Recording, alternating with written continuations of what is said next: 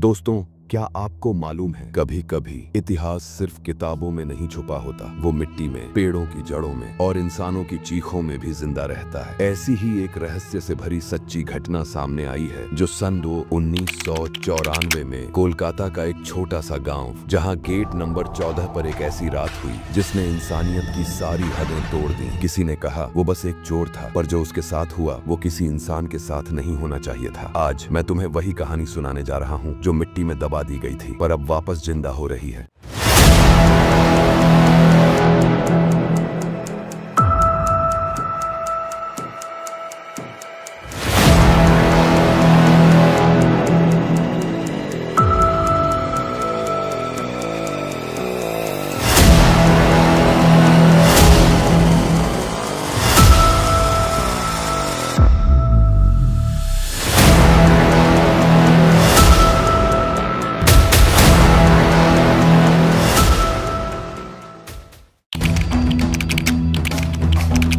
कहा जाता है कुछ गेट ऐसे होते हैं जहां से सिर्फ लोग नहीं, उनकी परछाइयां भी लौट कर नहीं आती।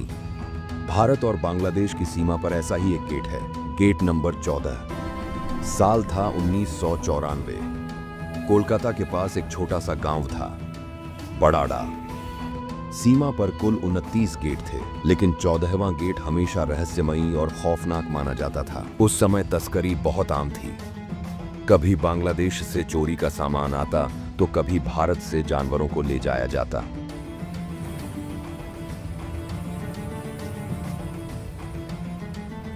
लोग कहते थे जो गेट नंबर 14 से जाता है वह हमेशा किसी न किसी मुसीबत में फंस जाता है। एक रात कानू नाम का एक आदमी बांग्लादेश से भारत की ओर आया। उसके पास कुछ ऐसा था जिसकी कीमत लाखों में थी। कहा जाता है वह ड्रग्स लेकर आया था।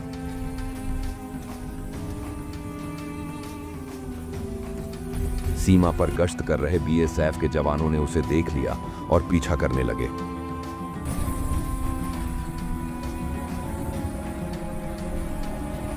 कानू भागता हुआ अंधेरे में गायब हो गया और जाकर रुका अपने ही पुराने साथी विशाल के घर पर।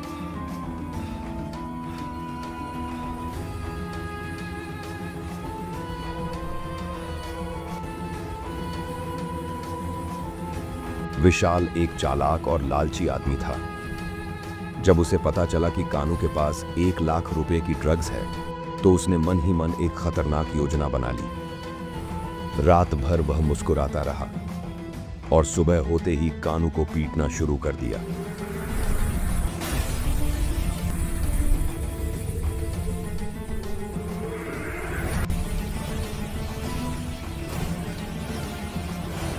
फिर वह पूरे गांव में चिल्लाने लगा, चोर चोर, इसने मेरे घर से गहना चुरा लिया। गांव के लोग इकट्ठे हो गए। कानू समझाने की कोशिश करता रहा, लेकिन किसी ने उसकी बात नहीं सुनी। लोगों ने उसे घसीटकर गांव के बाहर ले गए, जहां एक पुराना बरगद का पेड़ था, जिसे सब पुराना पेड़ कहते थे। वहीं कानू की आखिरी चीख सुनाई दी और फिर सन्नाटा छा गया। 2 दिन तक कोई नहीं जान पाया कि उसके साथ क्या हुआ। गांव वाले चुप थे और विशाल तो ऐसे घूम रहा था जैसे कुछ हुआ ही न हो। लेकिन तीसरे दिन कानू की पत्नी अपने 2 बच्चों के साथ सीमा के उस पार से आई।